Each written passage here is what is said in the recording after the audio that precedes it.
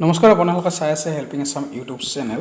ছাত্ৰ ছাত্ৰীসকলৰ বাবে এটা নতুন ভিডিঅ' লৈ আহিছোঁ online application form for nursing paramedical and engineering and professional course আৰু এই কোৰ্ছসমূহৰ কাৰণে ছাত্ৰ ছাত্ৰীসকলে পাঠ্যক্ৰমৰ মাচুল দিব নালাগে সম্পূৰ্ণ বিনামূলীয়া কোৰ্ছ গতিকে প্ৰথমতে চাই লৈছোঁ কোৰ্ছসমূহ কি হয় সকলোখিনি ডিটেইলছ কোৰ্ছ ডিটেইলছ চাই লৈছোঁ ইয়াত আপোনালোকে দেখা পাইছে কোৰ্ছ ডিটেইলছ প্ৰথমতে দিয়া আছে বিএছচি নাৰ্ছিং ডিউৰেশ্যন দিয়া আছে 4 ইয়াৰ্ছ এলিজিবিলিটি দিয়া আছে 10+2 উইথ পিচি বিই অৰ্থাৎ ফিজিক্স কেমেষ্ট্ৰি বায়'লজি ইংলিছ তাৰ পাছত 2 নম্বৰতে দিয়া আছে এএনএম নাৰ্ছিং ডিউৰেশ্যনটো হৈছে 2 ইয়াৰ্ছ এলিজিবিলিটি দিছে 10+2 লগতে থাকিব লাগিব 40% তাৰ পাছত দিয়া আছে জিএনএম নাৰ্ছিং 3 ইয়াৰ্ছ ডিউৰেশ্যন হয় এলিজিবিলিটি দিছে 10+2 আৰু 40% থাকিব লাগিব তাৰপিছত কোৰ্ছটো হৈছে পেৰামেডিকেল ডিপ্ল'মা 2 ইয়াৰ্ছ ডিউৰেশ্যন হয় 10+2 এলিজিবিলিটি হয় ৰিকগনাইজ বৰ্ডৰ পৰা পাছ কৰা হ'ব লাগিব আৰু প্ৰিফাৰেবলি ছায়েন্স হ'ব লাগিব 5 নম্বৰতে দিয়া আছে এমএলটি 3 ইয়াৰ্ছ ডিউৰেশ্যন হয় 10+2 ছায়েন্স ষ্ট্ৰীম লগতে পিচিবিত 40% থাকিব লাগিব তাৰপিছত আছে এমএছডব্লিউ 2 ইয়াৰ্ছ ডিউৰেশ্যন হয় এনি গ্ৰেজুৱেট উইথ 40% থাকিলে হ'ব তাৰপিছত দিয়া আছে BA hotel management and catering technology 4 years duration হয় 10+2 এনি ষ্ট্ৰীম হয় তাৰপাছত দিয়া আছে BA in tourism management 3 years হয় 10+2 এনি ষ্ট্ৰীম দিয়া আছে তাৰপাছত দিয়া আছে বিএ সাইকোলজি 3 ইয়াৰ্ছ ডিউৰেশ্যন হয় 10+2 এনি ষ্ট্ৰীম এলিজিবিলিটি তাৰপাছত দিয়া আছে BA in sociology 3 years duration eligibility 10+2 any stream তাৰপাছত কোৰ্ছটো হৈছে বিবিএ 3 ইয়াৰ্ছ ডিউৰেশ্যন হয় 10+2 এনি ষ্ট্ৰীম হয় তাৰপাছত কোৰ্ছ দিয়া আছে বেছি in trauma emergency and disaster management 3 years duration হয় একেদৰে সকলোখিনি কোৰ্ছ দিয়া আছে ইয়াৰ পৰা কোৰ্ছ ডিটেইলছসমূহ ভিডিঅ'টো পোষ্ট কৰিও চাই ল'ব পাৰিব সকলোখিনি কোৰ্ছ ডিটেইলছ ইয়াৰ পৰা চাই ল'ব পাৰিব এতিয়া আহিছোঁ কোনবিলাক ছাত্ৰ ছাত্ৰী এই কোৰ্ছসমূহৰ কাৰণে বিনামূলীয়া পাঠ্যক্ৰমৰ কাৰণে ইলিজিবল হ'ব বা পঢ়িব পাৰিব বিনামূলীয়াকৈ সেই বিষয়ে আলোচনা কৰিম ইয়াত আপোনালোকে দেখা পাইছে এইটো হৈছে সোণোৱাল কছাৰী অট'নমাছ কাউন্সিলৰ অফিচিয়েল ৱেবছাইট আৰু ইয়াত দিয়া আছে অনলাইন এপ্লিকেশ্যন ফৰ্ম ফৰ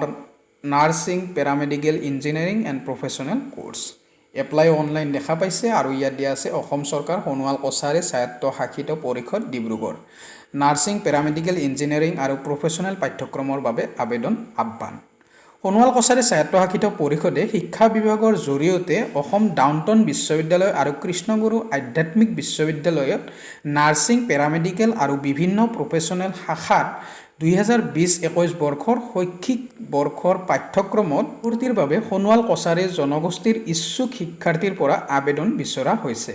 আবেদনসমূহ কেৱল অনলাইন যোগেদি কৰিব পাৰিব পাঠ্যক্ৰমসমূহ বিতং বিৱৰণ আৰু প্ৰপত্ৰ পৰিষদৰ অফিচিয়েল ৱেবছাইট www.skacassam.in এইটো হৈছে ৱেবছাইটটো দেখা পাইছে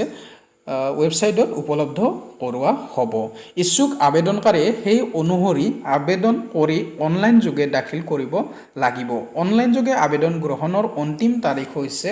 26 ছেপ্টেম্বৰ 2020 পৰিষদে নিৰ্বাচিত শিক্ষাৰ্থীসকলক পাঠ্যক্ৰমৰ ব্যয়হে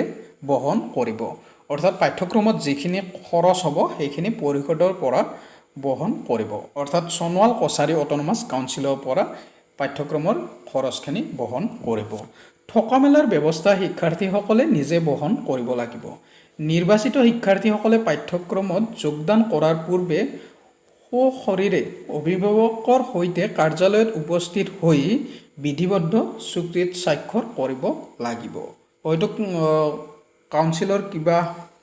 চুক্তি থাকিব পাৰে সেই চুক্তিত অভিভাৱকৰ সৈতে কেণ্ডিডেটজন যাই স্বাক্ষৰ কৰিব লাগিব অৰ্থাৎ সেই চুক্তি সাইন কৰিব লাগিব আৰু যিখিনি সোণোৱাল কছাৰী জনগোষ্ঠীৰ ছাত্ৰ ছাত্ৰী আছে তেওঁলোকৰ যিখিনি খৰচ হ'ব সেই খৰচখিনি কাউন্সিলৰ পৰা বহন কৰিব পাঠ্যক্ৰমৰ খৰচখিনি আৰু বাকী থকা খোৱাৰ খৰচটো ছাত্ৰ ছাত্ৰীসকলে নিজে বহন কৰিব লাগিব গতিকে এইখিনিয়ে আছিলে আজিৰ ভিডিঅ'টোত যদি ভিডিঅ'টোৰ পৰা অলপ হ'লেও উপকৃত হোৱা বুলি ভাবিছে তেনেহ'লে ভিডিঅ'টোত লাইক কৰি দিব লগতে শ্বেয়াৰ কৰিব যাতে বেলেগ ছাত্ৰ ছাত্ৰীৰো সুবিধা হয় উপকৃত হ'ব পাৰে আৰু যদি কিবা সুধিবলগীয়া বা জনাবলগীয়া থাকে তেনেহ'লে কমেণ্টত লিখিব পাৰে মোৰ যদি জ্ঞাত থাকে নিশ্চয়কৈ ৰিপ্লাই কৰি দিম বা ভিডিঅ'ৰ জৰিয়তে জনাই দিম আৰু যদি চেনেলটো নতুনকৈ আহিছে এতিয়ালৈকে সাবস্ক্ৰাইব কৰা নাই তেনেহ'লে সাবস্ক্ৰাইব কৰি ল'ব এনে ধৰণৰ ভিডিঅ' পাই থাকিবলৈ সকলোকে ধন্যবাদ জনাই আজি ভিডিঅ'টো ইমানতে সামৰণি মাৰিলোঁ ধন্যবাদ